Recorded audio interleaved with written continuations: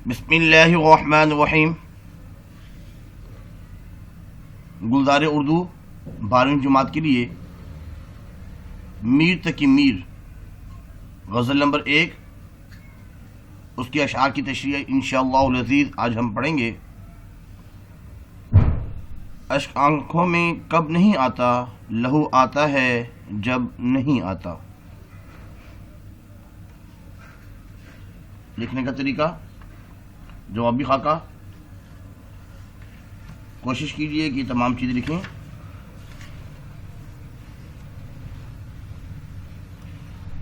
اور چینل آپ نے میرا سبسکرائب کیا ہوگا، اکثریت نے نہیں کیا، تو برائے مہربانی جب آپ ایک چیز سے مستفید ہو رہے ہیں تو چینل سبسکرائب بھی کر لیجئے، شیئر بھی کیجئے اور لائک بھی کر دیا کریں. میر تقی میر کا تعارف. اصل نام جو ہے میر محمد تقی. میر جو ہے ان کا تخلص ہے، اور ناقدین اور شعراء متاخرین نے انہیں خدائے سخن کا خطاب دیا ہے. شہنشاہ تغزل، خدائے سخن.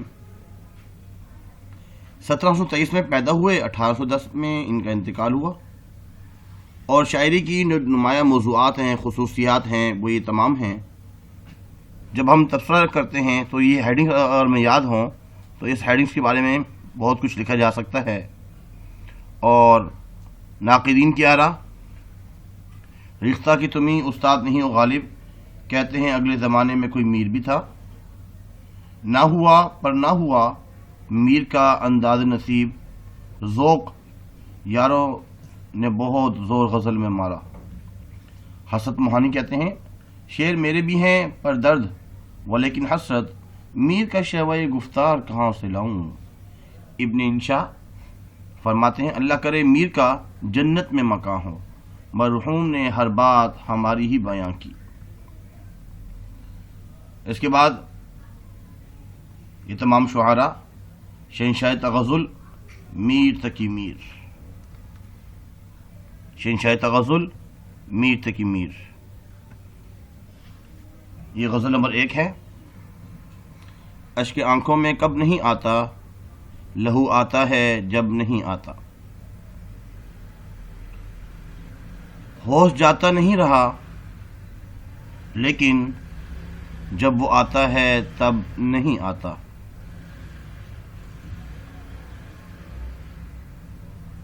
صبر تھا ایک مونس ہجراں، سو وہ اب مدت سے اب نہیں آتا.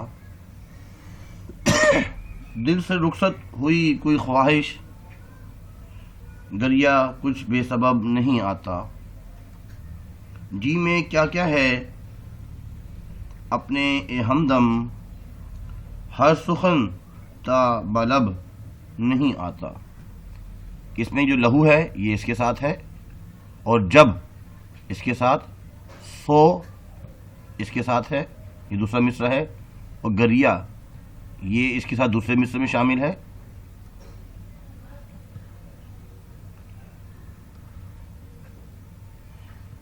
اس کی تشریح غور سے سننی ہوگی آپ کو. تعارف شاعر لکھیں گے آپ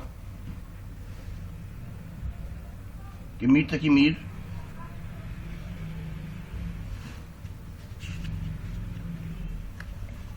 آگرہ میں پیدا ہوئے. آپ کو خدائے سخن کہا جاتا ہے. آپ کی غزلوں میں انسانی جذبات ہیں، درد و غم، خودداری، توکل، قناعت، یہ تمام چیزیں پائی جاتی ہیں.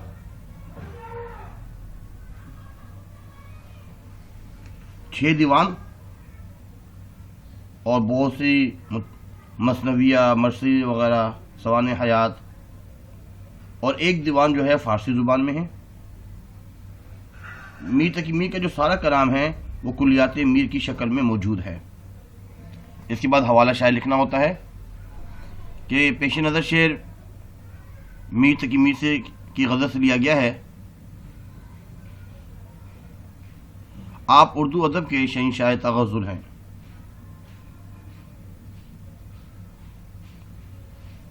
مرکزی خیال: غم میں مسلسل آنسو بہنے سے آنکھوں سے لہو جاری ہونے کا بیان۔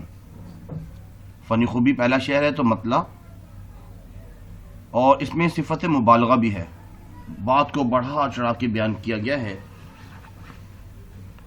اس میں میر تقی میر فرما رہے ہیں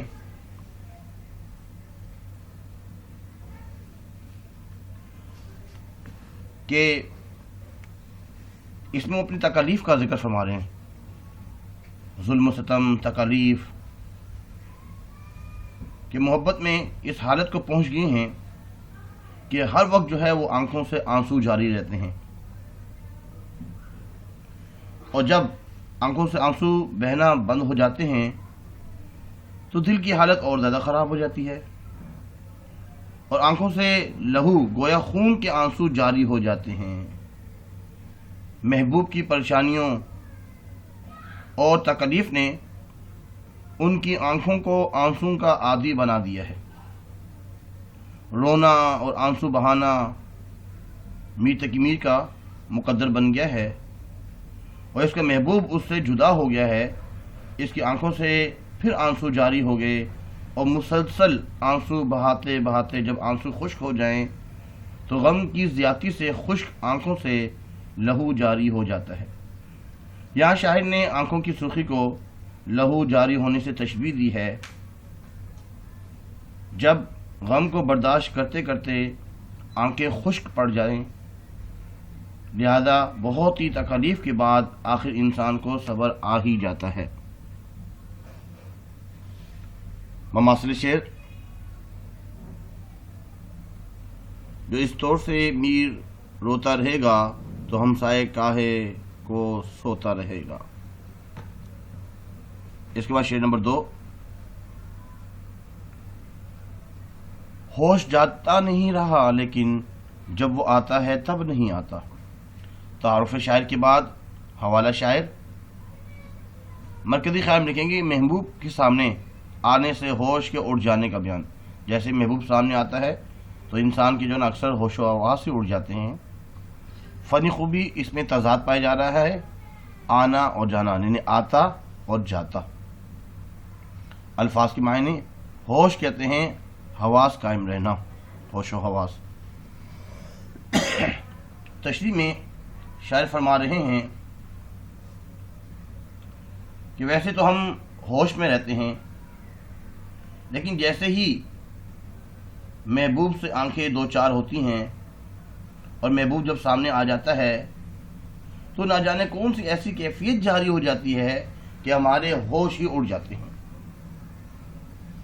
محبوب کی موجودگی مجھے ہر چیز سے بیگانہ کر دیتی ہے، میں اس کے حسن جمال سے بیگانہ ہو کر اس کے وصال کی خوبصورت لمحات سے لطف اندوز نہیں ہو پاتا، کیونکہ بےتابی اور دل کی کیفیت میرے اختیار سے بڑھ جاتی ہے اور میں بے اختیار ہو جاتا ہوں، اور بے ہوشی کی کیفیت ہو جاتی ہے۔ اکثر عشق میں انسان خود سے بیگانہ ہو جاتا ہے۔ ہوش جاتا نہیں رہا لیکن جب وہ آتا ہے تب نہیں آتا۔ مماثل شعر میں حال دل ہم بھی سناتے لیکن جب وہ رخصت ہوا تب یاد آیا۔ شعر نمبر 3، صبر تھا ایک مونے سے ہجراں، سو اب مدت سے اب نہیں آتا۔ تعارف شاعر اور حوالہ شاعر کے بعد مرکزی خیال، محبوب کی جدائی میں صبر جو ہے وہ مونے سے ہجراں ہوتا ہے۔ الفاظ معنی، مونس کا مطلب ہوتا ہے ہمدرد، مدت عرصہ، اور مونس ہجراں جدائی کا ساتھی۔ تشریح میں شاعر فرماتے ہیں کہ محبوب کی جدائی میں ایک صبر ہی تو تھا جو ہمارے ساتھ قائم دائم تھا، گویا ہم میں صبر کا مادہ تھا اور ہم جو ہے اپنے محبوب کی جدائی کو برداشت کر سکتے تھے، لیکن اب ہماری حالت یہ ہو گئی ہے کہ صبر نے بھی دامن چھوڑ دیا۔ ہم ہر مشکل اور سختی میں صبر سے کام لیتے رہے، صبر ہماری تنہائی کا ساتھی تھا، لیکن اب محبوب سے جدائی کا دکھ اور عشق میں ناکامی کا غم ہماری برداشت سے باہر ہو گیا ہے۔ اب ہم خود کو تسلی دینے اور دکھ درد کو برداشت کرنے میں بے اختیار ہیں، کیونکہ محبوب کی جدائی اب ہمارے لیے ناقابل برداشت ہوگی، اور اب ہم ہر لمحے خود کو بے قرار اور بے سکون پاتے ہیں۔ صبر اور برداشت کا دامن آخر چھوٹ ہی جایا کرتا ہے۔ مماثل شعر: چارہ دل سوائے صبر نہیں، سو تمہارے سوا نہیں آتا۔ شعر نمبر 4۔ شعر نمبر 4 میں: دل سے رخصت ہوئی کوئی خواہش، گریا کچھ بے سبب نہیں آتا۔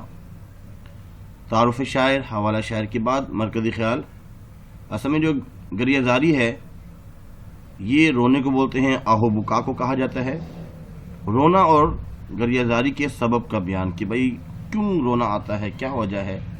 الفاظ معنی: بے سبب، بلا وجہ، اور گریہ رونے کو بولتے ہیں۔ تشریح: اس میں شاعر فرما رہے ہیں کہ حالات کی ستم ظریفی نے انہیں پھر ایک سخت فیصلہ کرنے پر مجبور کر دیا، اور اس فیصلے سے ان کا جو دل ہے وہ بہت ہی افسردہ ہے، پریشان ہے، اور اس وجہ سے ان کی آنکھوں سے آنسو جاری ہیں، کیونکہ وصل محبوب ان کی دلینہ آرزو تھی کہ محبوب سے ملاقات ہو جائے، اور میں اس کے دیدار اور ملاقات کے لیے پر امید تھا۔ یعنی شاعر جو ہے وہ اس سے ملنے کے لیے مشتاق تھے، لیکن حالات کی کروٹوں اور محبوب کے رویے نے میری اس خواہش کو مایوسی میں تبدیل کر دیا۔ جو خواہش تھی وہ پوری نہ ہو سکی۔ رونا اور گریہ زاری، آہو بکا کبھی بے سبب نہیں ہوتا۔ ویسے آنسو جو ہے نہیں نکلتے، اس کا کوئی نہ کوئی سبب ہوتا ہے۔ ہمارے دل میں بھی بہت سی خواہشات تھیں، ہمارے دل سے کوئی خواہش ضرور رخصت ہوئی ہے، ہماری کوئی خواہش جو ہے وہ پوری نہیں ہوئی، اس لیے ہمیں رونا آ رہا ہے، اور یہ خواہش جو ہے وصال یار کی خواہش بھی ہو سکتی ہے۔ مماثل شعر: یاد بھی اس کو یہ کہتی ہوئی دل سے نکلی، ایسی اجڑی ہوئی بسی میں بھلا کیا رہنا۔ اس کے بعد آخری شعر: جی میں کیا کیا ہے اے ہمدم، ہر سخن تا با لب نہیں آتا۔ تعارف شاعر، حوالہ شاعر۔ مرکزی خیال میں محبت کے اظہار پر محبوب کی ناراضگی کا بیان۔